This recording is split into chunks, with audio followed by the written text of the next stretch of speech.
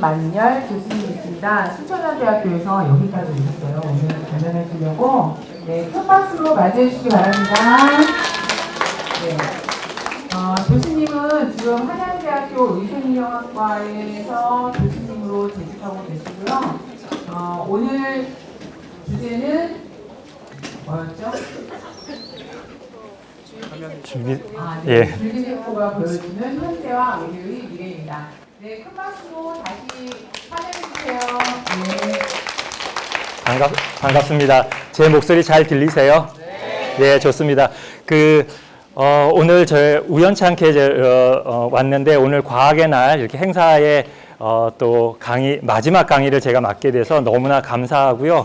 또 이렇게 여러분들, 학생 여러분들, 그리고 선생님들 이렇게 만나 뵙게 돼서 너무나 감사하고 또 이런 생각도 들어요. 오늘 금요일 날 정말로 아주 약속도 많고 또 할 일도 많은 이 시간에 이 자리에 남아 계신 여러분들을 위해서 제가 정말로 좋은 강의를 해야겠다라는 그 사명도 생깁니다. 그래서 한 1시간 반가량 되는 시간, 한 80분 정도의 시간 동안에 여러분들이 이 귀한 시간을 아깝지 않도록 좋은 강의를 하도록 최선을 다해서 노력하도록 하겠습니다. 앞서 소개해 주신 것처럼 제가 오늘 발표할 내용은 줄기세포가 보여주는 현재와 우리 미래라고 하는 강의 제목으로 시작을 하도록 하겠습니다. 많은 학생분들이 이렇게 물어봐요. 제일 많이 물어보는 것이, 교수님, 줄기세포 그거 대단한 연구라면서요. 죽어가는 사람도 살리고 안진뱅이도 일으키는 그러한 연구가 줄기세포 연구라면서요. 라고 물어봅니다. 맞습니다. 그런 연구 맞습니다. 그리고 또 교수님 근데 그렇게 대단한 연구인데 그거 줄기세포 그 생명 윤리에 문제가 있는 연구라면서요. 라고도 합니다. 생명을 훼손하는 연구라면서요. 그런 얘기도 해요. 그래서 우리 과거에 어머님들은 기억나실 거예요. 한 13년 전에 황우석 교수님 사태가 일어날 때 무슨 얘기 제일 많이 했냐면요. 생명윤리 문제 많이 얘기하셨어요. 그리고 이런 줄기세포 얘기하면 생명윤리가 어쩌고 저쩌고 하는 얘기들 많이 하십니다. 그래서 줄기세포 하면요. 정말로 사람을 살리기도 하고 또 혹은 생명을 훼손하는 연구라고 그러한 평가를 받고 있습니다. 제가 요거는 시간 남은 얘기 드릴게요. 그래서 제가 실제로 오늘 여러분들이 받아보신 그 자료에는 줄기세포가 보여주는 현재와 미래이긴 하지만 제가 그래서 이렇게 줄기세포 연구자로서 사람을 살리기도 하고 혹은 생명을 훼손하는 연구라고 평가받는 이 줄기세포 연구자가 가지고 있는 고뇌가 있습니다. 그래서 오늘 이 자리에는 여러분들한테 줄기세포 연구자가 가지고 있는 그 고뇌를 이야기해 보려고 합니다. 그래서 오늘 저의 진짜 제목은요, 이렇게 해봤어요. 사람들이 저를 보고 살인자라고 해요라고 하는 제목으로 시작해 보려고 합니다. 그래서 줄기세포 연구가 실제로 사람을 살리기도 하고 혹은 또 생명을 훼손하는 그런 윤리적으로 문제 있는 연구인가 이런 것들을 한번 같이 고민해 보려고 합니다. 그러려고 이렇게 줄기세포 연구자가 가지고 있는 고뇌를 같이 좀 나누려고 하면요. 먼저 제가 여러분들한테 줄기세포가 무엇인지에 대해서 먼저 설명을 좀 해야 되고요. 그리고 그 다음에 이 줄기세포가 어떻게 만들어지는지 이야기를 좀 드릴 거고요. 그 다음에 마지막 쪽에서는 맞춤형 인간이 가능한가 이런 것들에 대해서 좀 소개를 하려고 합니다. 줄기세포 여러분들 너무나 많이 들어보셨죠. 실제로 여러분들이 TV 뉴스나 아니면 네이버나 다음과 같은 뉴스에 보면 일주일에 한두 번 정도는 줄기세포가 어쩌고 저쩌고 줄기세포 치료가 어쩌고 저쩌고 하는 것들을 여러분들 정말로 쉽게 접하는 시절입니다. 실제로는요, 여러분들이 강남이나 명동과 같은 그런 패션의 거리에 가면 정말로 무수히 많은 성형외과, 피부과 등등에서 줄기세포 치료가 어쩌고 저쩌고 혹은 줄기세포 화장품이 어쩌고 저쩌고 하는 것들 여러분들 쉽게 들어보고 계십니다. 정말로 여러분 학생분들은 정말 건강하고 아직 정말 이쁜 시절이라 이런 것들을 잘 모를지 몰라도요.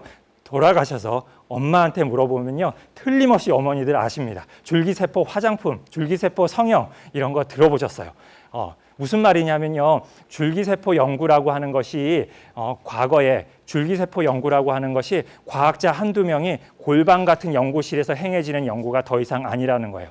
줄기세포 연구는, 줄기세포 치료라고 하는 것은 정말로 여러분들 코앞에 와 있고 언젠가는 줄기세포 치료로 여러분들이 건강해지고 또 수명이 연장되는 날이 올 거라는 겁니다. 그래서 여러분들이 오늘 이 시간을 통해서 줄기세포가 무엇인지, 그리고 여러분들이 이제 언젠가는 줄기세포 치료를 받게 될 때 이게 어떠한 치료를 받게 되는 건지에 대해서 오늘 설명을 좀 드려보려고 합니다. 그래, 이런 것들을 좀 아시려고 하면요, 줄기세포가 무엇인지 먼저 좀 아셔야 됩니다. 줄기세포, 스템셀이라고 해요. 영어로는 스템셀이라고 하고요. 이 줄기세포라고 우리가 명명을 하려고 하면 다른 세포들, 여러분들이 알고 있는 그런 뭐 신경세포, 심장세포, 간세포와 다른 어떠한 특징을 가지고 있어야 우리가 줄기세포라고 명명을 합니다. 어렵지 않습니다. 줄기세포라고 우리가 명명하려고 하면요, 두 가지의 성질을 가지고 있으면 우리가 줄기세포다라고 합니다. 첫 번째는요, 여기에 셀프 리뉴얼 혹은 무한 증식, 자가 증식이라고 하는 능력이에요. 자, 여러분들이 알고 있는 신경세포, 뭐 심장세포 이런 세포들은 무한 증식하지 않아요. 세포가 태어나서 성장하고 자라고 그리고 늙어지고 언젠가는 죽게 되죠. 그렇게 이런 것들이 보통의 세포들이에요. 그런데 줄기세포는 무한 증식하는 능력이 있어요. 그래서 늙어지지 않고 계속적으로 만들어내는 세포가 바로 줄기세포가 가지고 있는 첫 번째 능력이에요. 그리고 두 번째 능력은 더 중요한데요. 디퍼런시에이션 혹은 분화라고 하는 능력이에요.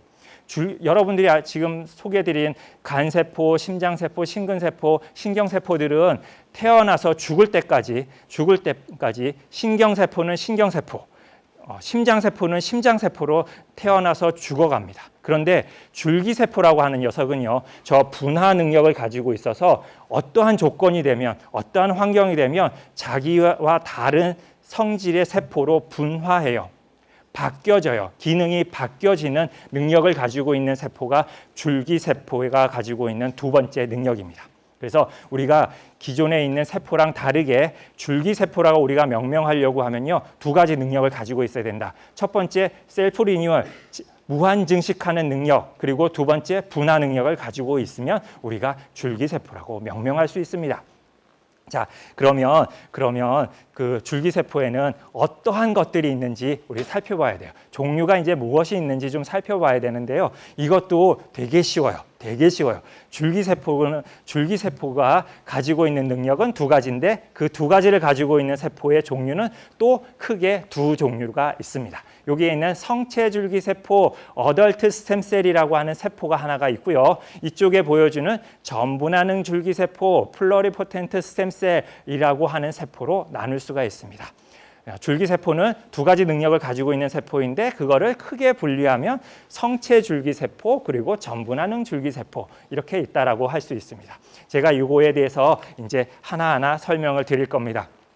먼저 성체 줄기세포에 대해서 소개할 겁니다. 성체 줄기세포, 어덜트 스템셀, 우리 이 이름만 잘 들으면 이게 무슨 세포인지 우리가 대충 때려잡을 수 있습니다. 성체, 어덜트, 무슨 줄기세포예요?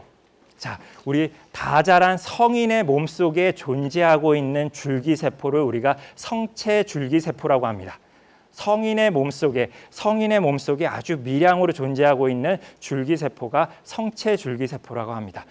그러면 이런 성체 줄기세포가 왜 우리 몸속에 존재할까요? 제가 이걸 예를 들어드리면 여러분들 금방 이해하십니다.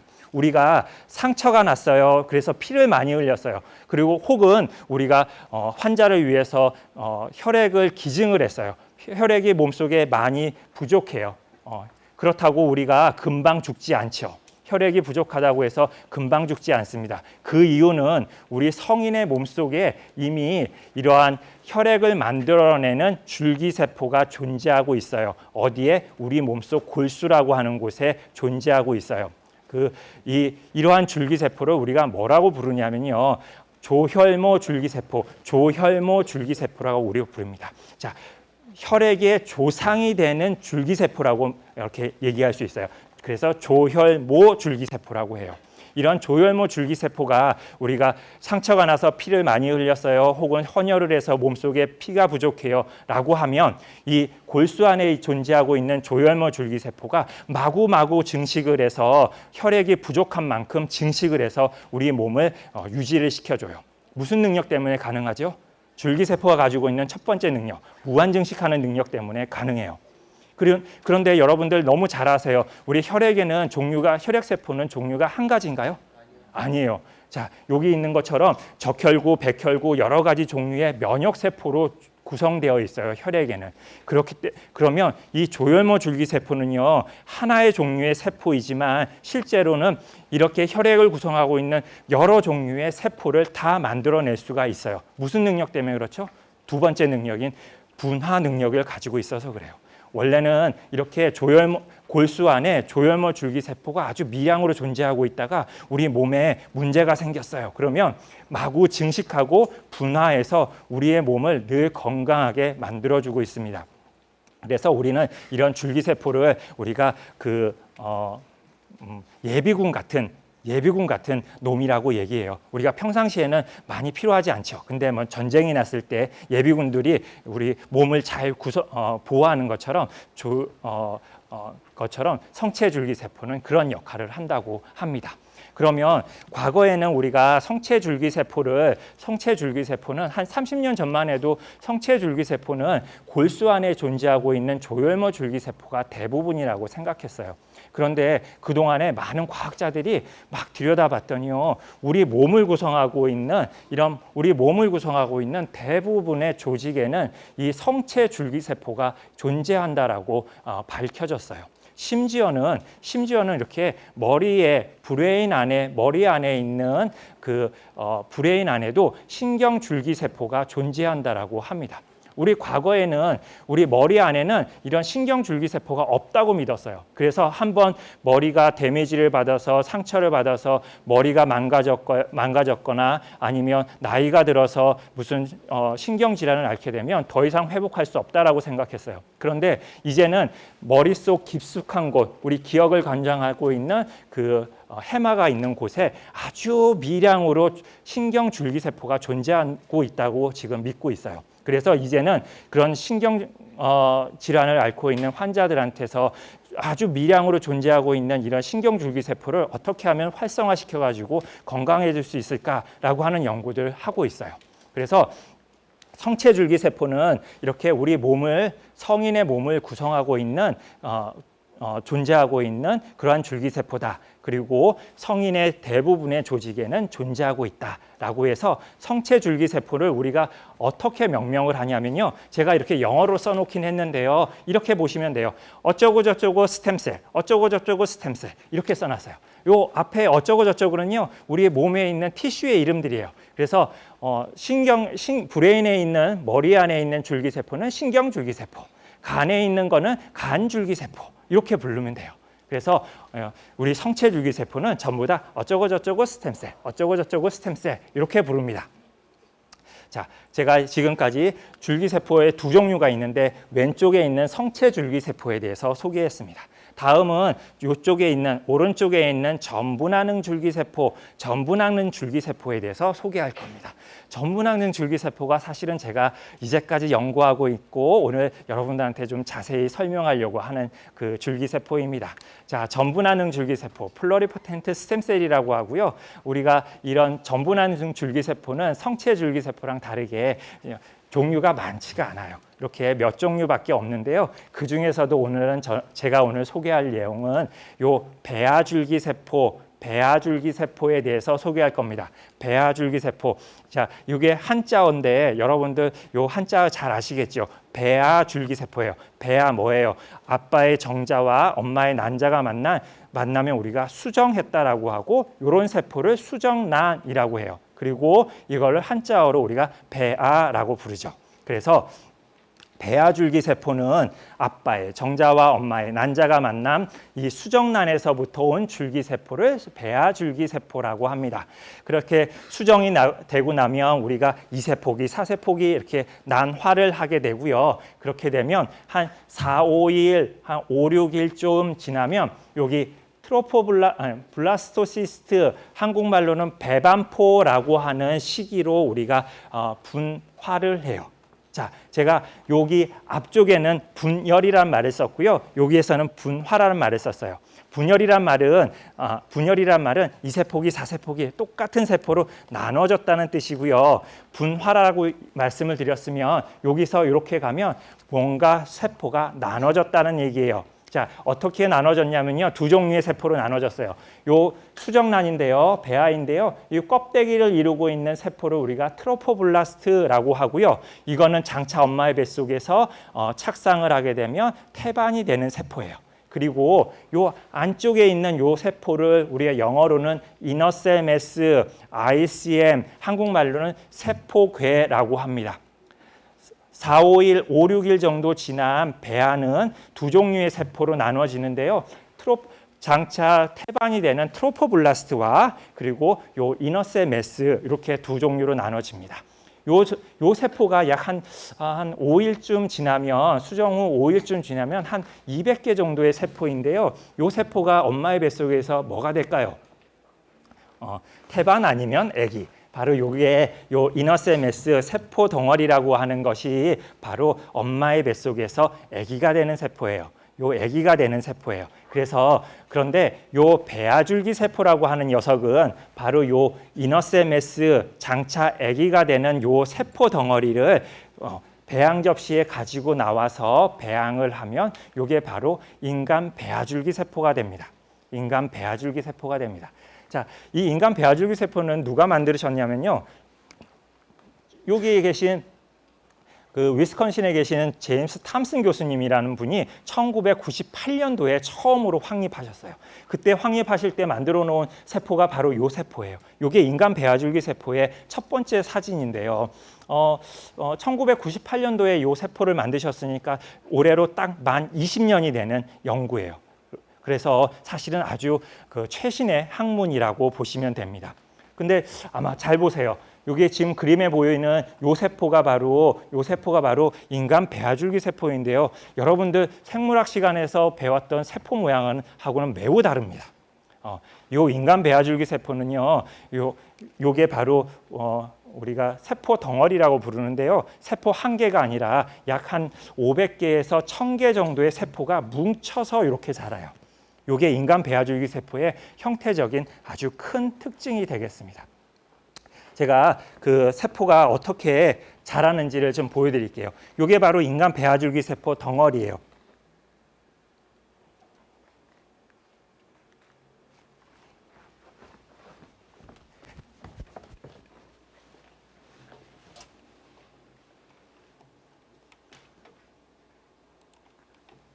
요게 인간 배아줄기 세포이고요. 요 인간 배아줄기 세포가 어떻게 자라는지 제가 보여드릴게요. 이렇게 자라요. 제가 실제로는 우리가 그 현미경으로 보면 이렇게 자라는 모습을 볼 수가 없어요. 36시간 동안 그 자라고 있는 인간 배아줄기 세포를요. 제가 촬영을 36시간 동안 해가지고 요걸 한 10초 정도로 압축한 거예요. 인간 배아줄기 세포는 이렇게 뭉쳐서 자라는 게 큰 특징이에요. 큰 특징이에요. 그러면 이런 인간 배아줄기 세포를 뭐 하려고 연구를 하냐면요. 뭐 하려고 이런 줄기세포 연구를 하냐면요. 바로 스템셀 테라피, 줄기세포 치료, 줄기세포 대체 치료라고 하는 거를 하려고 우리가 줄기세포를 연구를 해요. 줄기세포를 연구를 해요. 자, 그러면 줄기세포 치료, 줄기세포 대체 치료라고 하는 게 뭘까요? 이런 거예요. 이것도 제가 예를 들어드리면 여러분들 금방 아세요. 우리가 가장 흔한 병 중에 당뇨병이라는 게 있습니다. 당뇨병은 무슨 병이죠? 혈당이 조절되지 않아서 생기는 병이에요. 혈당은 그 췌장에 있는 베타 세포에서 인슐린이 만들어져서 그래서 혈당을 조절하게 되는데요. 우리가 유전 질환을 앓았거나 아니면 우리가 노화를 했거나 환경적인 요인이 등 간에 우리가 어떤 이유든지 간에 췌장에 있는 베타 세포가 망가져서 더 이상 인슐린을 만들어내지 못해서 생기는 병이 당뇨병이에요. 그런데 이제까지 이런 당뇨병, 일형 당뇨병 환자들은 매일같이 자기가 인슐린 주사를 맞는 것이 거의 유일한 방법이었어요. 자기 몸속에는 인슐린을 이제 더 이상 만들어내지 못하니까. 그런데 이 줄기세포 치료라는 것을 가지고서 이러한 당뇨병을 근본적으로 치료하겠다라고 하는 겁니다. 우리가 배양 접시에서 이렇게 방금 보여드렸던 그 배아줄기 세포를 가지고서 이렇게 저렇게 처리를 하면 인슐린을 만들어내는 췌장 세포를 우리가 배양 접시에서 만들어낼 수가 있고요. 그렇게 만들어낸 췌장 세포를 우리 환자한테 이식하겠다라고 하는 것이 바로 줄기세포 치료, 줄기세포 대체 치료라고 하는 겁니다. 그러면 이런 줄기세포가 어떻게 해서 이러한 기능을 하는 세포로 만들어낼 수가 있을까요? 그건 바로 이 배아줄기 세포가 어디서부터 왔는지를 다시 생각해 보면 알 수가 있습니다. 바로 이 배아줄기 세포, 배양 접시에 있었던 이 배아줄기 세포는 실제로는 엄마의 뱃속에 있으면 우리 몸을 만들어낼 수 있는 그런 아기가 될 수 있는 세포였기 때문이에요. 그래서 실제로 방금 보여드렸던 그 배아줄기 세포는 배양 접시에 있긴 하지만 우리가 잘 조절을 하면 우리 몸을 구성하고 있는 210여 가지의 세포로 다 만들어낼 수 있는 기능을 가지고 있습니다. 자, 그러면 실제로 이런 세포들이 어떻게 저희가 그 기능을 하는 세포를 만들 수 있는지 제가 동영상으로 보여드리겠습니다. 여러분들 잘 보셔야 돼요.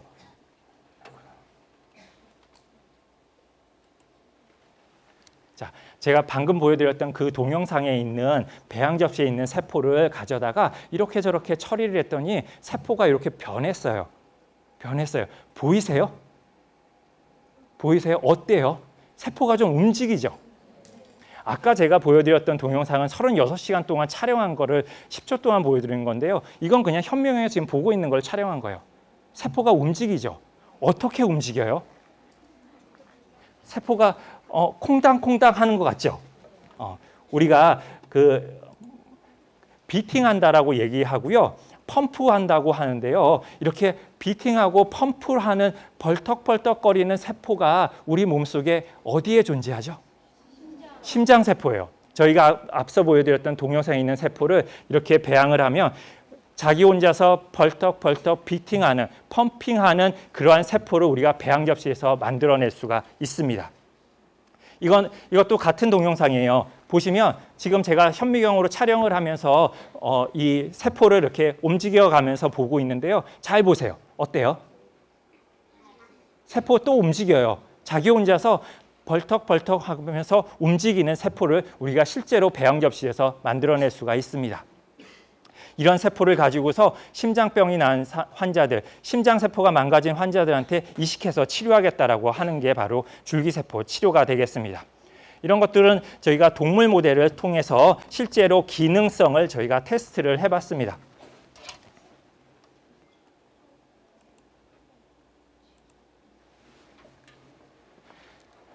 실제로 우리가 이렇게 실험 동물을 가지고서 실험 동물 심장으로 들어가는 그 대동맥을 이렇게 적당히 묶으면 이렇게 비팅을 잘 못하는 심장 질환 모델을 만들어낼 수가 있고요. 이렇게 만들어낸 질환 모델에다가 방금 보여드렸던 그런 혼자서 비팅하는 세포들을 동물 모델에 이식하면 이렇게 건강하게 비팅을 잘하는 세포를 치료할 수 있다라고 하는 게 바로 줄기세포 치료가 되겠습니다.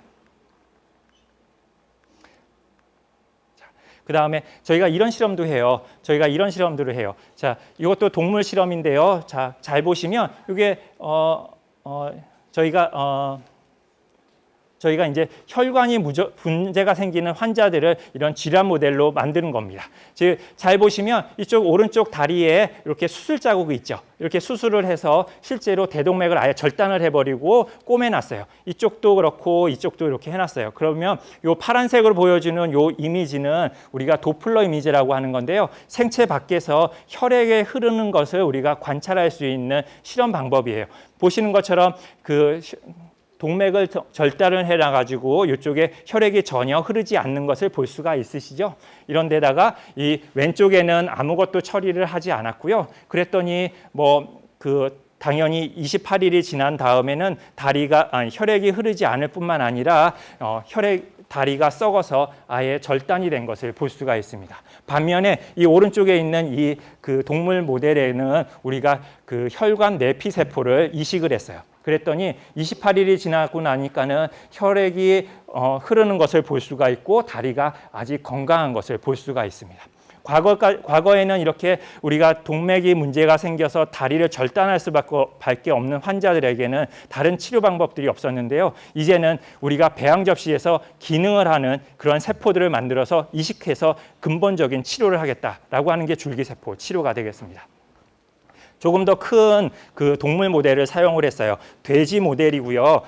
저희가 방금 보여드린 것처럼 그 실험용 돼지에게 수술로 그 동맥을 신경세포를 절단을 하고서 놔뒀어요. 그랬더니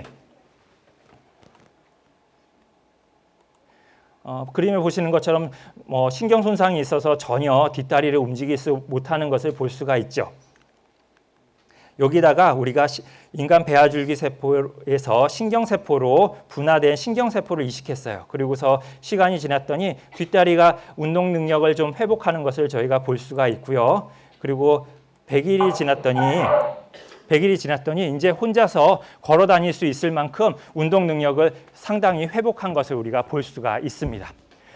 우리가 과거에는 교통사고가 나서 척추 손상을 받았어요. 혹은 높은 데서 떨어져서 척추 손상을 받은 환자들은 더 이상 걷지를 못하고 휠체어나 아니면 누워서 지낼 수밖에 없죠. 이런 환자들에게 우리가 아주 건강한 신경세포를 배양 접시에서 만들어서 이식해서 다시 일어나서 걸을 수 있게 해주겠다라고 하는 것들이 이제 줄기세포가 가지고 있는 그런 큰 비전이 되겠습니다. 그런데 이제 물어봅니다. 교수님, 근데 이런 대단한 연구들은 막 대단한 과학자들만 하는 거 아니에요? 라고 할 텐데요. 그렇지 않습니다. 줄기세포를 연구하고 있는 전 세계에 있는 줄기세포 연구자들은요, 이런 동물 모델에서 치료 효과들은 다 보고 있어요. 그러면 교수님, 줄기세포 가지고 동물만 치료하지 말고 사람도 좀 치료했으면 좋겠어요. 맞습니다. 그래서 많은 사람들이 사람의 질병을 치료하려고 노력들을 많이 하고 있어요. 이 배아줄기세포를 가지고 치료하려고 많이들 노력하고 있어요. 가장 앞서 나가 있는 질환은요, 여기 망막 변성증이라고 하는 거고요. 스타가르트병이라고 하는 그 질환이에요. 우리가 이 질환은 나이가 들면서 망막에 변성이 생겨가지고 시력을 완전히 잃어버리는 그러한 질환이 되겠습니다. 그런데 이러한 망막세포가 변성이 일어나서 시력을 잃은 환자들한테 방금 보여드렸던 것과 똑같은 방법으로 배양 접시에서 망막세포로 분할을 시키고 환자한테 이식하겠다라고 하는 거예요. 지금 보여드리는 논문 결과는 미국에 있는 ACT라고 하는 그 줄기세포 회사에서 75세 된 망막 변성 환자 할머니에게, 시력을 완전히 잃어버린 75세 된 할머니에게 줄기세포 치료를 받아서 신문을 읽을 수 있을 만큼 시력을 회복했다라고 하는 연구 보고가 되겠습니다. 자, 이쯤 말씀을 드리면 제가 처음에 드렸던 저의 고뇌 한 번쯤 생각 다시 나세요? 줄기세포 사람 연구자들을 보고 윤리적으로 문제가 있다, 혹은 심지어는 살인자라고 이야기하는 저의 고뇌가 생각이 나세요?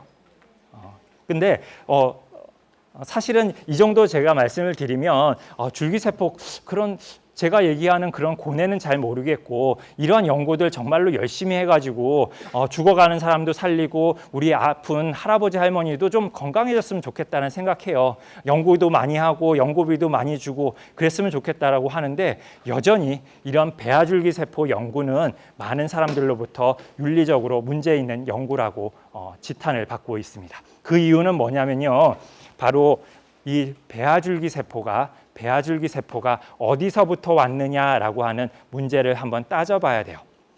인간 배아줄기세포는 어디서부터 왔다고 했죠? 실험관악이요? 쓰여 있구나. 예, 맞습니다. 실험관 아기에서 왔습니다. 인간 배아줄기 세포의 기원은 바로 실험관 아기에서부터 와요. 실험관 아기에서부터 와요. 그래서 실험관 아기가 어떻게 이제 시술되는지 그걸 좀 소개를 드려야 이 배아줄기 세포에 대해서 좀 이해가 할 수 있을 것 같습니다. 실험관 아기는요, 언제 제일 먼저 됐냐면요, 1978년도 요 로버트 에드워드라고 하는 영국의 생식생리학자 교수님에 의해서 처음으로 시도가 됐고요. 그래서 그때 태어난 아기가 바로 요 여자아이예요. 1978년도에 루이스 브라운이라고 하는 여자아이가 태어났습니다.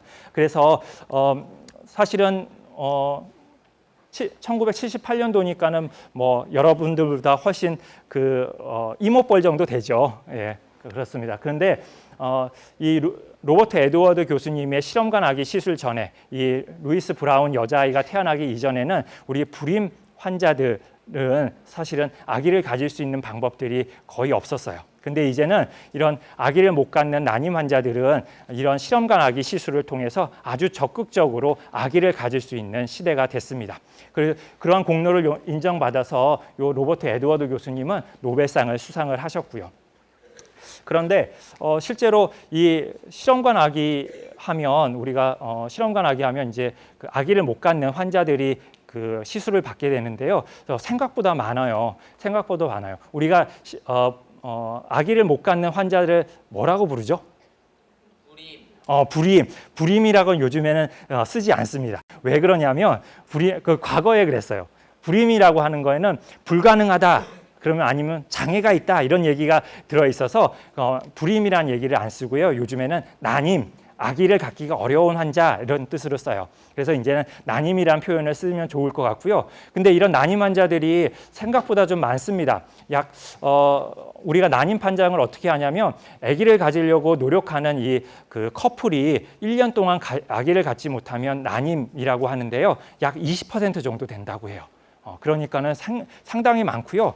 또 어떤 의사 선생님들은 실제로 20%보다 훨씬 높을 거라고 예상을 해요. 왜냐하면 이제 좀 개인적이고 그래서 이런 것들이 통계로 다 드러나지 않았다라고 얘기를 해서 실제로 아기를 갖는 것들이 상당히 문제가 되고 있습니다. 그래서 이런 난임 환자들이 아기를 가질 수 있는 아주 적극적인 방법이 실험관 아기 시술이 되겠습니다.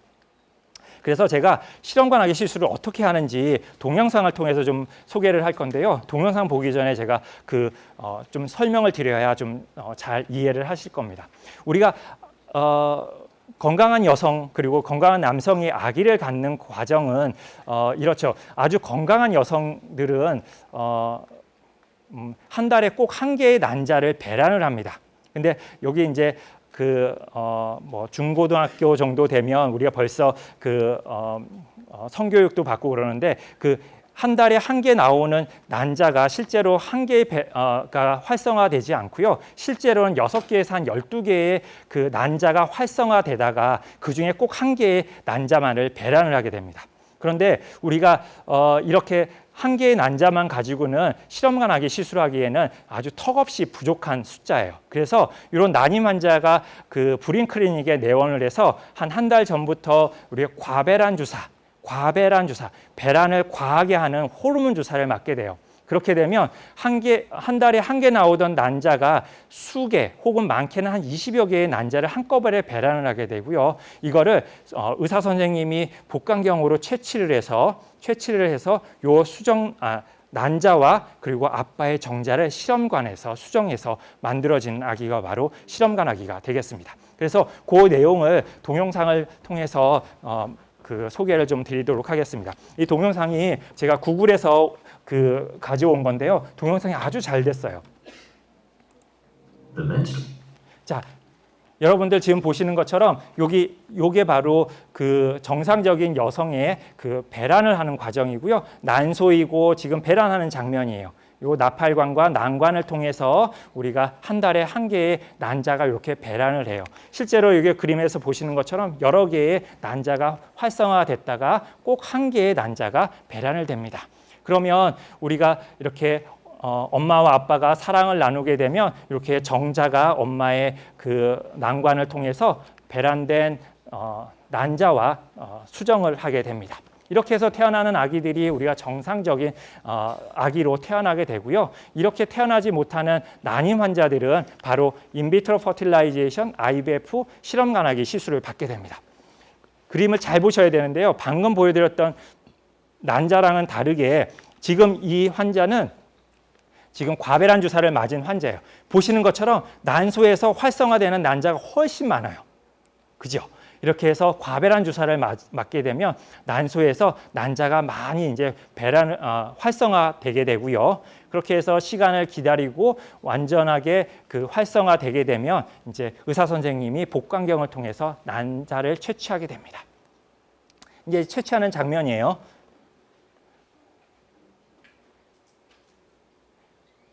제가 이 동영상이 참 잘 만들어졌는데 딱 아쉬운 게 하나가 있어요.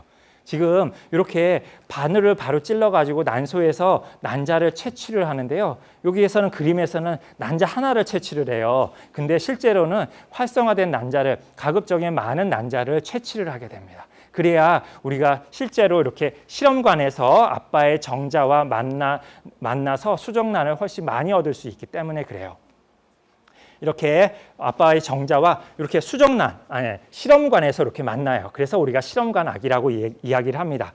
이렇게 만나면 우리가 2세포기, 4세포기 이렇게 난화를 잘 하고 있는 이런 수정란을 잘 이렇게 현미경으로 관찰해서요. 가장 건강한 수정란을 엄마의 뱃속에 이렇게 다시 넣어줘요.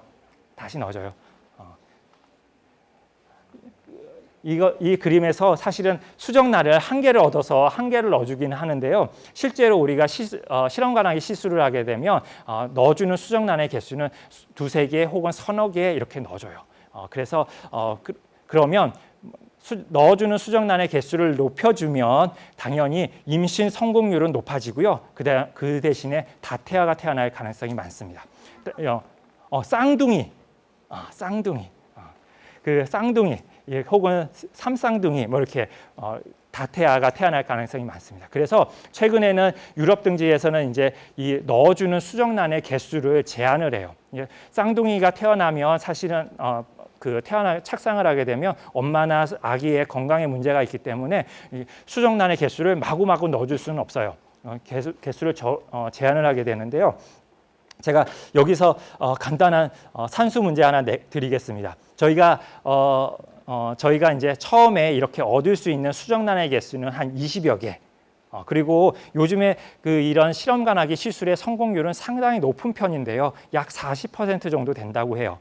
그러면 우리가 한 번에 얻을 수 있는 양은 20여 개, 성공률은 40%, 그리고 한 번에 넣어주는 수정란의 개수는 2-3개 정도라고 하면 우리가 임신을 성공하는 데 필요한 수정란의 개수는 몇 개일까요? 대충 때려잡아도 한 10개쯤 될 것 같아요. 그러면 10개쯤 될 것 같아요. 그러면 우리가 처음에 얻었던 수정란의 개수는 몇 개 정도였죠? 약 20여 개예요. 그러면 우리가 남는 배아가 있어요. 남는 수정란이 있어요. 그거를 우리가 뭐라고 부르냐면요. 잉여의 배아라고 합니다. 잉여의 배아. 우리의 이런 잉여의 배아는 바로 폐기하지 않습니다. 폐기하지 않고요. 약 5년 동안 냉동 보관, 마이너스 196도씨 초저온 액체 질소에서 냉동 보관을 5년 동안 하게 되고요. 그러면 이 5년이 지나기 전에 의사 선생님이 물어봅니다. 혹시 둘째 아이가 필요하신가요? 라고 하면 의사 선생님 저희 둘째 아이가 필요해요. 라고 하면 이게 냉동 보관되어 있던 이 수정란을 해동시켜서 다시 임신을 할 수가 있어요. 그런데 선생님 이제 저희는 둘째 아이가 필요 없습니다. 라고 하면 5년이 지난 잉여의 배아는 폐기하게 됩니다. 이때 폐기될 운명에 냉동 보관되어 있는 이 배아를 연구 목적으로 동의를 받아서 사용하게 되면 이게 바로 인간 배아줄기 세포의 재료가 됩니다. 제가 그 학생 때부터 해서 배아줄기 세포를요 한 15년 동안 연구를 하고 있는데요. 그래서 매일같이 오늘 아침 매일같이 저희가 아까 보여드렸던 그 세포를 매일같이 현미경으로 들여다보고 있고 우리 학생들이 매일같이 연구하고 있는데요. 그러면 우리 연구실에서는 매일같이 이 냉동 배아를 훼손하고 있을까요? 저희 연구실에서는요, 이 냉동 배아를 훼손하지 않습니다. 심지어는요, 제가 15년 동안 연구를 했는데요, 냉동 배아를 현미경으로 본 적도 없습니다. 그런데 어떻게 이런 연구들을 할 수 있을까요? 그러니까 제가 처음에 보여드렸던 인간 배아줄기 세포를 처음으로 만드셨던 제임스 탐슨 교수님이 만들어 놓은 줄기 세포를 나눠서 쓰고 있어요. 전 세계에 있는 연구자들이 나눠서 쓰고 있어요. 어떻게 가능할까요? 첫 번째 능력, 무한 증식하는 능력 때문에 그래요. 그 제임스 탐슨 교수님이 하나를 만드셔가지고요, 증식시켜가지고 이 사람도 떼주고, 증식시켜가지고 저 사람도 떼주고, 이렇게 해서 받아서 쓰고 있어요. 사실은 처음에 하셨을 때는 가격이 비싸지는 않았는데요. 지금은 한 100여만 원 해요. 한번 사오는데. 그런데 괜찮아요. 이걸 한번 사와가지고요, 증식해서 이 학생도 쓰고, 증식해서 저 학생도 쓰고 하면 돼요. 그래서 제가 진짜 아직까지 냉동 보관되어 있던 잉여의 배아를 본 적도 없고 사실은 훼손한 적도 한 번도 없습니다.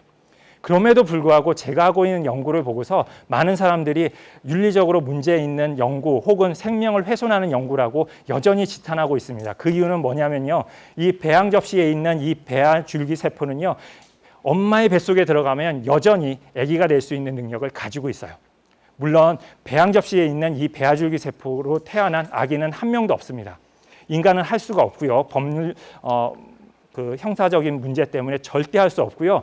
단지 동물들은 다 이렇게 해서 태어나는 동물들이 있습니다. 그래서 인간 배아줄기 세포도, 배양 접시에 있는 인간 배아줄기 세포도 틀림없이 아기가 될 수 있는 능력을 가지고 있을 거라고 믿고 있습니다. 그래서 지금까지 보여드렸던 이 배아줄기 세포 연구는 여전히 생명 윤리에 문제가 있다라고 이야기를 합니다. 그러면 왜 이런 문제가 있을까? 제가 고민을 되게 많이 해봤어요. 그래서 봤더니 사람들이 여전히 생명의 시작이 어디서부터 왔느냐라고 하는 아주 해묵은 그 논쟁에서부터 찾을 수가 있겠더라고요.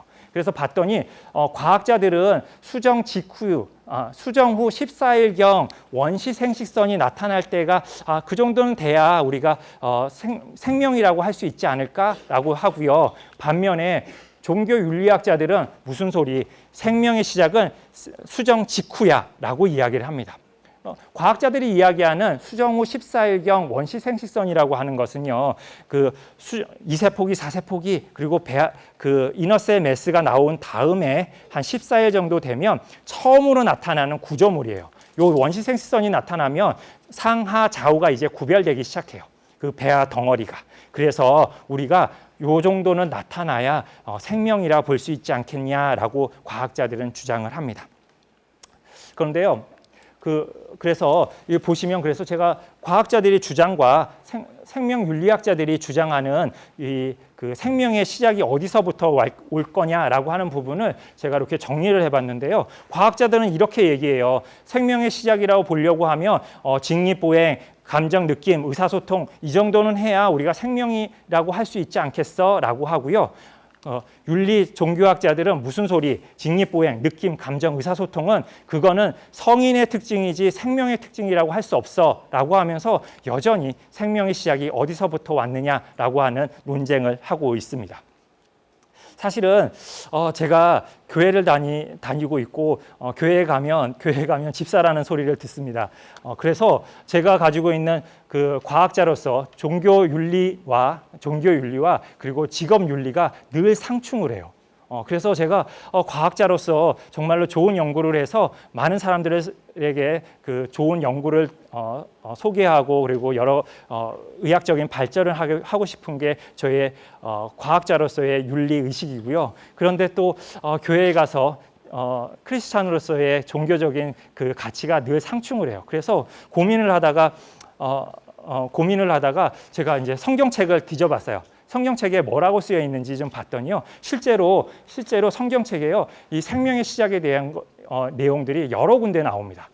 예를 들면 요 예레미야서에 보면 이런 얘기들이 쓰여 있어요. 내가 너를 복중에 있기 전에, 엄마의 뱃속에 있기 전에 이미 너를 알고 있었다. 뭐 이런 얘기들이 쓰여 있어요. 그래서 여전히 종교 윤리학자들은 생명의 시작은 수정 직후부터다. 그래서 너희들이 하고 있는 배아줄기 세포 연구는 여전히 문제가 있는 연구라고 합니다. 그래서 이번 기회를 통해서 여러분들이 생명의 시작이 어디서부터 왔느냐, 혹은 이런 줄기세포 치료가 정말로 생명의 가치를 훼손하는 연구인지 아니면 존중하는 연구인지에 대해서 한 번쯤 생각해 보셨으면 좋겠습니다.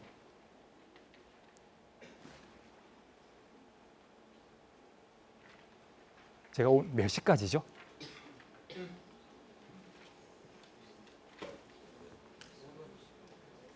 10분 남.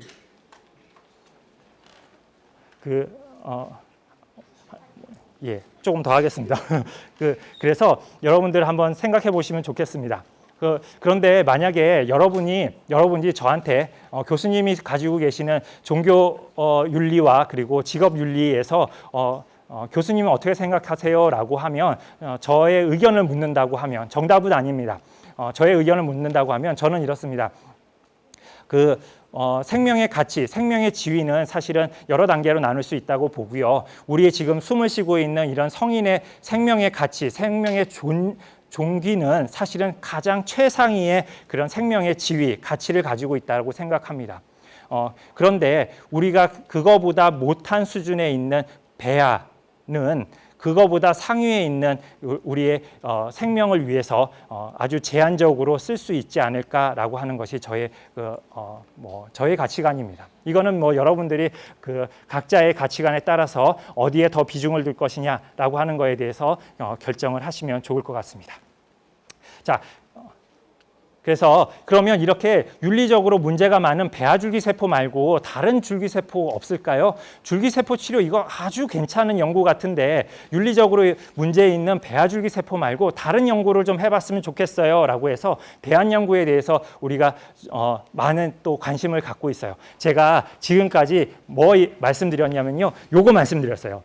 그러면 이거 윤리적으로 문제 있으면 이거 쓰면 안 돼요? 이거 쓰면 성체줄기세포 쓰면 안 돼요? 이거 되게 좋은 줄기세포 치료제예요.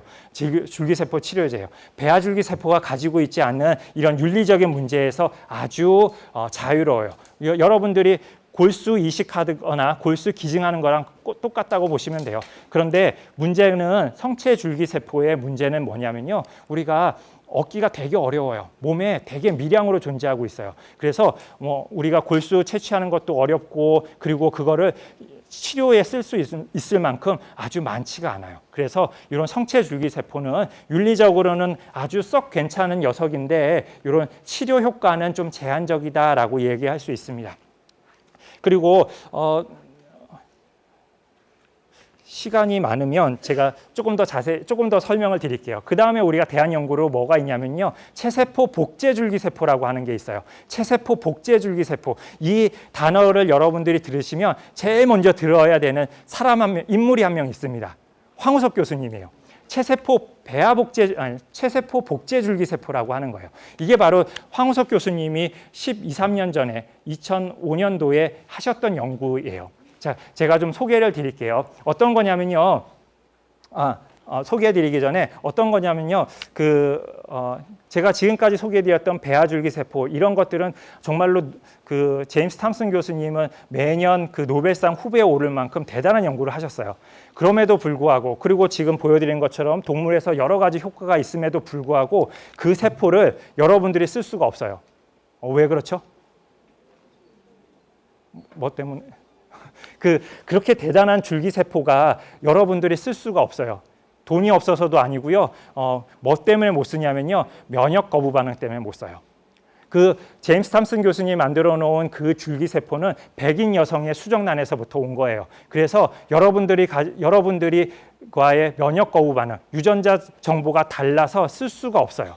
그래서 이 황우석 교수님이 그러셨고, 또 많은 과학자들이 그러면 환자 맞춤형 줄기세포를 만들고 싶어 해요. 아파서 병상에 누워있는 이 환자의 유전 정보를 고스란히 가지고 있는 줄기세포가 필요한 거예요. 그런 것들을 만들려고 과학자들이 노력하고 있어요. 그런 것들 중에 하나가 바로 황우석 교수님이 하셨던 체세포 복제 줄기세포라고 하는 겁니다. 제가 소개해 드릴게요. 이 휠체어를 타고 있는 이 환자의 유전 정보를 가지고 있는 줄기세포가 필요한 거예요. 근데 어디에서든 구할 수가 없습니다. 그래서 어떤 거를 하냐면요, 요 건강한 여성의 난자를 기증을 받습니다. 앞서 보여드린 것처럼 과배란 주사를 맞으면 20여 개의 난자를 얻을 수가 있고요. 그 난자에서 요 핵 안에는 요 여성의 유전 정보가 들어 있으니까 요 핵을 제거를 합니다. 핵을 제거를 하고요. 그렇게 핵이 없는 요 난자에다가 휠체어를 타고 있는 이 환자의 체세포를 좀 얻습니다. 어떠한 체세포든 괜찮아요. 뭐 피부세포도 괜찮고요. 뭐 이렇게 얻어서요. 그러면 요 체세포 안에는 환자의 유전 정보를 고스란히 가지고 있죠. 요 체세포를 핵이 없는 요 난자한테 이식을 해요. 그런 다음에 여기다가 우리가 전기 충격을 탁 줘요. 체세포가 이식된 난자에다가 전기 충격을 딱 주면 이 난자가 내가 수정을 했구나라고 생각을 해서 2세포기, 4세포기 이렇게 분열을 해요. 그렇게 해서 만들어진 배아줄기세포가 바로 체세포 복제줄기세포예요. 이 줄기세포에는 유전 정보가 바로 휠체어를 타고 있는 환자로부터 왔기 때문에 환자의 유전 정보와 99% 일치를 해요. 그래서 이런 세포를 가지고서 환자한테 이식하겠다라고 하는 게 맞춤형 줄기세포.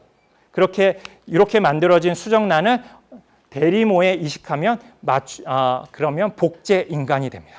복제 인간은 당연히 태어날 수 없고요. 이렇게 해서 줄기세포를 만들 수가 있습니다. 황우석 교수님이 2005년도에 연구는 실패였고요.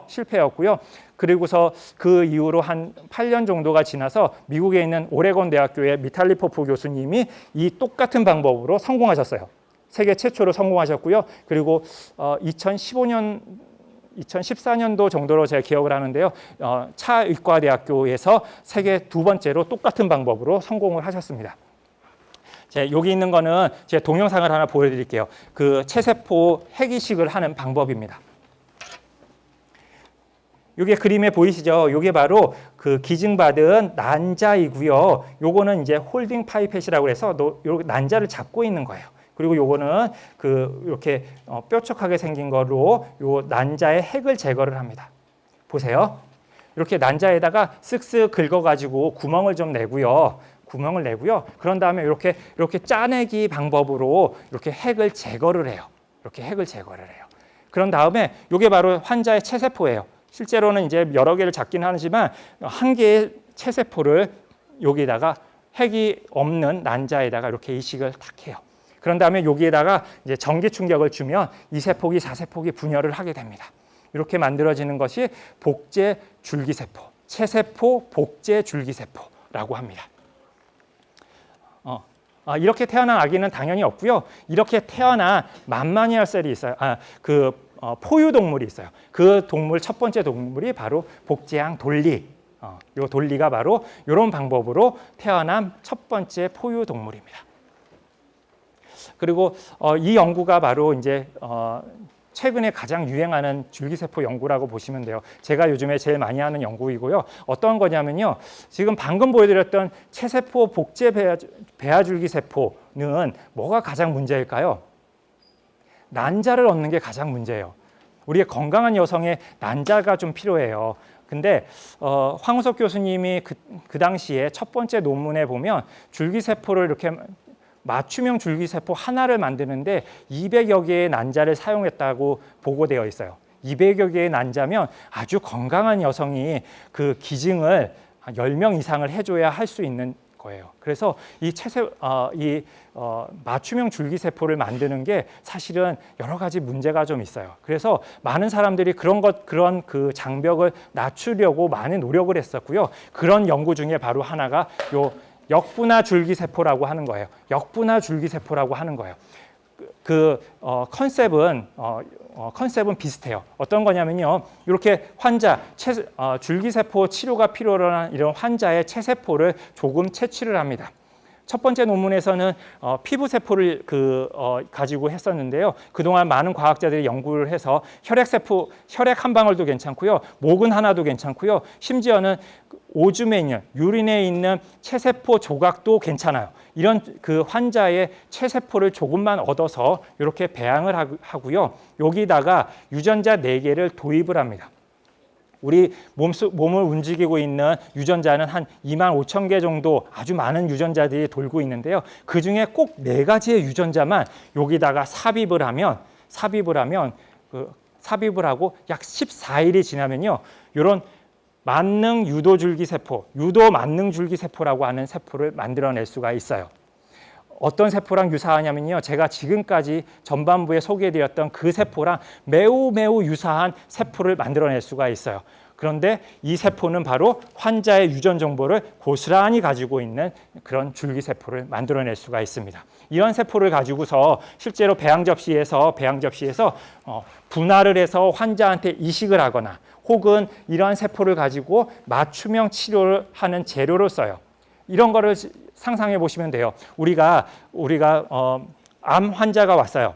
우리 여러분들 너무 잘 아시다시피 암에 걸리면 우리 항암제를 맞는데 이제까지 개발되어 있는 여러 가지 항암제 중에서 어떤 환자한테는 같은 암 환자라도 어떤 환자한테는 A라고 하는 항암제가 잘 듣고 어떤 환자한테는 B라고 하는 항암제가 잘 듣습니다. 어떤 환자는 두 가지를 같이 해야 잘 듣기도 해요. 근데 이런 것들을 환자를 실험 삼아 약을 A라는 약을 주고 B라는 약을 주고 하는 건 너무 어렵잖아요. 그러니까 우리가 어떤 연구들을 하냐면요. 환자가 오면 환자의 체세포를 가져다가 이렇게 유도 만능 줄기세포를 만들고 그 세포에다가 우리가 A라고 하는 항암제, B라고 하는 항암제 혹은 컨비네이션을 해서 가장 잘 듣는 약을 찾아서 우리가 처방전을 내리겠다라고 하는 거예요.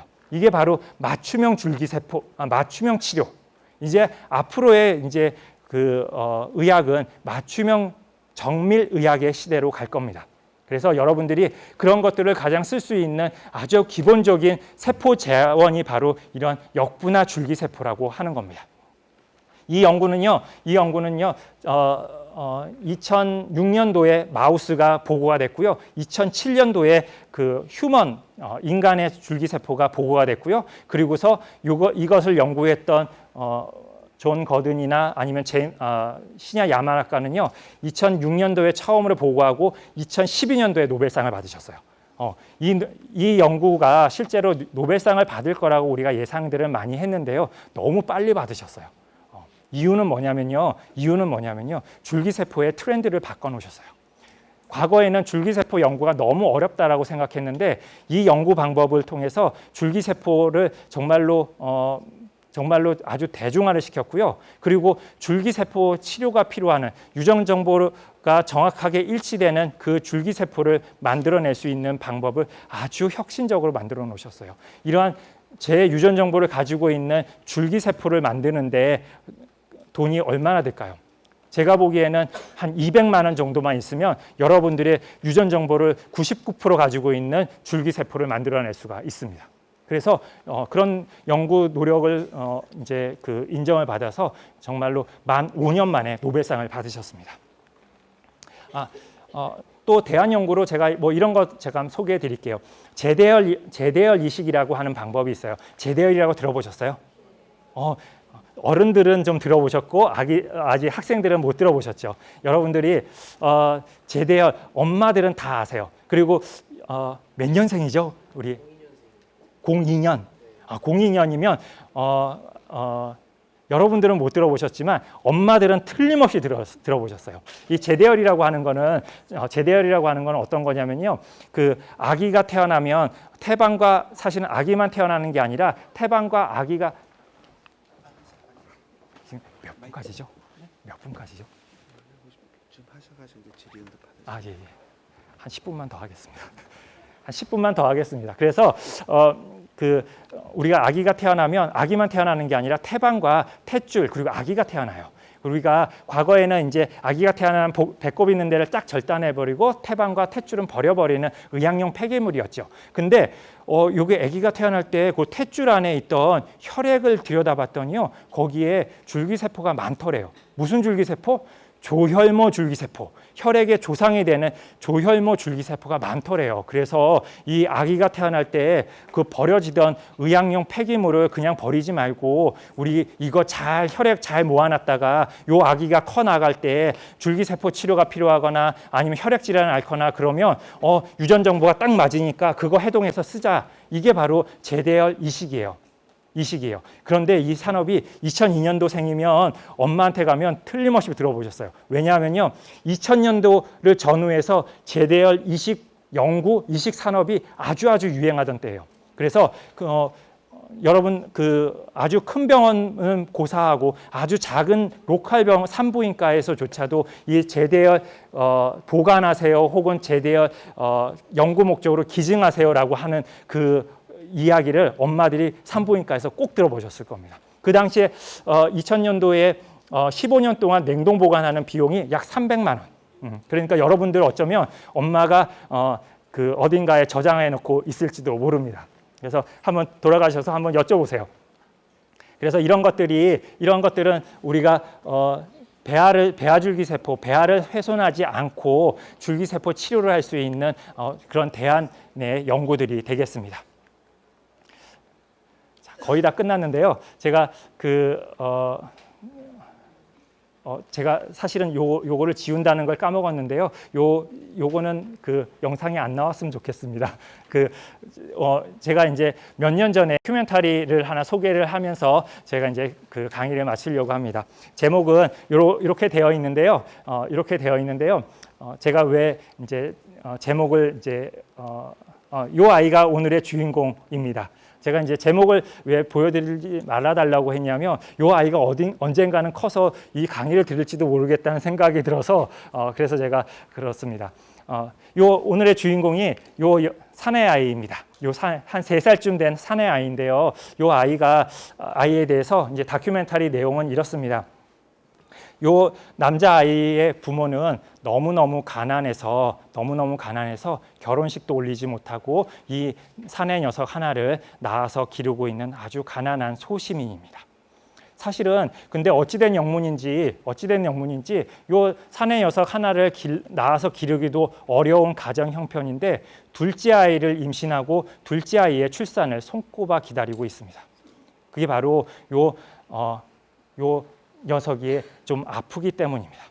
이 녀석은 무슨 병에 걸렸냐면요, 그 악성 빈혈 환자예요. 골수에 있는 조혈모 줄기세포가 잘 일을 하지 못해서 적혈구를 잘 만들어내지 못해서 생기는 병이에요. 약물로 치료할 수 있는 방법이 없습니다. 근데 또 우리가 아주 건강한 줄기세포, 조혈모 줄기세포를 이식받으면 또 건강해질 수 있는 병이 요 악성 빈혈이에요. 그래서 이 녀석의 부모님들은 둘째 아이의 임신과 그리고 출산, 이때 나오는 어떤 거? 바로 제대열을 가지고 이 아이를 치료하려고 임신과 출산을 기다리고 있습니다. 자, 여기서 한번 생각해 보시죠. 이 아이의 부모가 선택한 방법이 윤리적으로 괜찮을까요? 괜찮아요. 맞아요. 그런데 한번 생각해 보세요. 여기에 있는 여러분들도 마찬가지고 전 세계에 있는 어떠한 사람도 목적을 가지고 태어난 사람은 아무도 없습니다. 근데 이 아이의 동생은 목적을 가지고 태어났습니다. 이 형을 치유하겠다라고 하는 그 목적을 가지고 이 부모가 임신과 출산을 했습니다. 어때요? 그래도 괜찮은가요? 안 괜찮죠. 그런데 우리가 아무리 엄격한 종교 윤리적인 잣대를 들이댄다고 하더라도 이 부모에게 돌을 던질 수 있는 사람은 없습니다. 죽어가는 우리 아이를 위해서 이 정도 노력은 우리 할 수 있어. 그럼요, 할 수 있습니다. 그런데 문제가 간단치가 않습니다. 제가 영화 그 광고를 하나 소개를 하면서 강의를 마칠까 하는데요. 이 영화는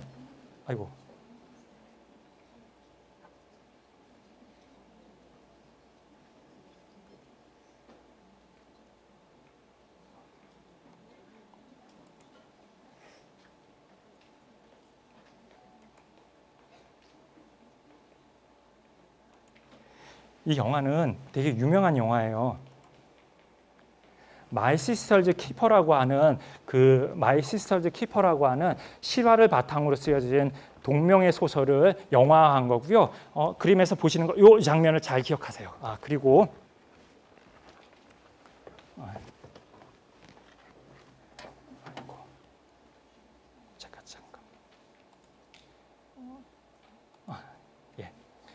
그 마이 시스터즈 키퍼라고 하는 그 영화이고요.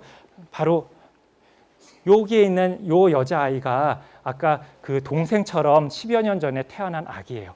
요 언니가 한 10여 년 전에 아까 그 아이와 동일하게 악성 빈혈 환자였어요. 그래서 이 부모가 똑같이 임신을 하고 출산을 통해서 나오는 제대열을 가지고서 언니를 이식해서 언니가 건강해졌습니다. 그런데 이 정말로 10수년 동안에 언니도 건강하고 이렇게 태어난 아기도 건강해서 정말로 아무 문제가 없을 것 같은 이 가정입니다. 그런데 그래서 뭐 아주 가정이 행복해요. 그리고 또 백인의 중산층 가정이라서 뭐 남부럽지 않은 그런 가정인데요. 근데 별 문제가 없을 것 같았던 이 언니가 또 문제가 좀 생겼습니다. 언니가 좀 아픈데요. 언니가 신장에 문제가 생겼어요. 신장에. 그래서 신장 기증을 받아야 됩니다. 신장 기증을 받아야 됩니다. 그래서 이 부모는 이 장면이에요. 언니가 또 신장의 기증을 받아야 돼요. 그래서 부모는 이 동생 여자아이에게 언니와 유전 정보가 똑같으니 너가 언니를 위해서 신장을 하나 기증해라라고 해요. 그런데 이 아까 요 장면이 요 여자아이가 변호사를 찾아가서 더 이상 자기 몸을 언니를 위해서 훼손하지 말아달라고 법률적으로 보호받는 장면이었어요. 그런데 이제 그래서 더 이상 언니를 치료할 수 있지는 않고 언니는 점점 아파가고 죽어갑니다. 그거를 이제 동생이 보게 되고요. 그리고 이제 가정의 불안은 점점 심화됩니다.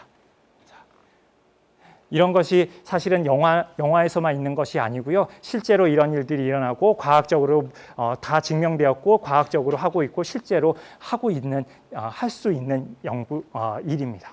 자, 여러분들이 이번 기회를 통해서 실제로 이렇게 태어난 아기도 있을 수 있고 여러분들이 당사자가 될 수도 있고 이런 것들을 한번쯤 생각해 보시면 좋겠습니다. 사실은 이제 강의가 끝났고요. 제가 질의응답도 좋고 생각하시는 동안에 제가 이제 학생들 많으니까 학생들을 위해서 그냥 윤리 선생님 같은 도덕 선생님 같은 얘기를 한마디 하겠습니다. 제가 하나 들려드리고 싶은 인물에 대해서 이야기를 하도록 하겠습니다. 이 인물은 약 한 200여 년 전에 영국에서 태어난 존이라고 하는 청년에 대해서 이야기를 하려고 합니다. 이 존이라고 하는 청년은 아주 유복한 가정에 태어났어요. 그러니까 그래서 그 당대에 유행하는 종교 윤리 철학 이런 아주 라틴어 이런 아주 당대에 유행하는 최신의 학문들을 배운 그런 엘리트고 아주 유복한 가정에 태어났어요. 별 문제가 없을 것 같았던 이 존이라고 하는 젊은 청년한테 문제가 생겼어요. 실연을 닥쳤어요. 그 당시에 유럽에 유행했던 흑사병 때문에 엄마 아빠가 순식간에 돌아가셨습니다. 그래서 아마 이 존이라고 하는 젊은 청년이 아마 실망도 많이 했을 것 같아요. 그런데 이 존이라고 하는 청년에는 자기가 정말로 이제까지 배웠던 최신의 학문들을 꽃 피워보고 싶다라고 하는 그리고 훨씬 낙후된 지역에서 자기의 이런 학문들을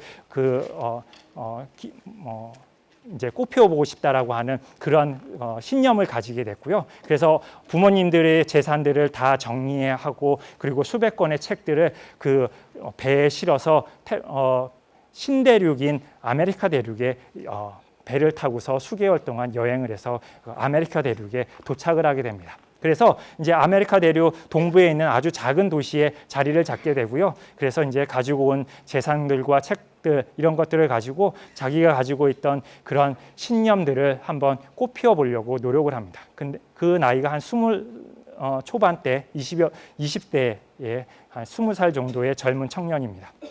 근데 정말로 안타깝게도 이 아메리카 대륙에 간 지 약 한 1년도 안 돼서 폐결핵을 걸리게 됩니다. 지금도 사실은 폐결핵은 사망률이 굉장히 높은 질병인데요. 그 당시에는 이 폐결핵에 걸리게 되면 채 1년을 살지 못하고 죽을 수밖에 없습니다. 아마 실망도 많이 했을 것 같아요. 이 존이라고 하는 젊은 청년이. 그런데 아마 거기서 실망하지 않고 많은 재산과 그리고 자기의 수백 권의 책을 가지고서 편지 한 장과 함께 자기 집에서 가까운 아주 작은 칼리지 대학교에 찾아가서 기증을 합니다. 요 돈과 그리고 책을 그 총장님한테 기증을 하게 되고요. 이거를 받아들인 총장님은요 아주 감명하게 됩니다. 그래서 감명하게 되고요. 그 다음에 이 존의 이름을 따서 도서관도 짓고 이 존의 이름을 따서 학교의 이름을 바꿉니다. 이 존의 이름은 존 하버드입니다. 그리고 이 대학교가 바로 지금 세계 최고의 대학교 하버드 대학교의 그 역사가 되겠습니다. 여러분들한테 제가 이런 얘기를 들려드리는 것은요. 이 젊은 청년 20살 되는 이 젊은 청년이 가지고 있는 작은 신념 하나가 지금의 세계 최고의 대학교 그리고 세계 최고의 리더들을 키우는 학교가 되었다는 겁니다. 여러분들이 가지고 있는 지금 아주 보잘것없는 그런 꿈과 신념들이 언젠가는 세계 최고의 열매를 맺을 거라고 믿습니다.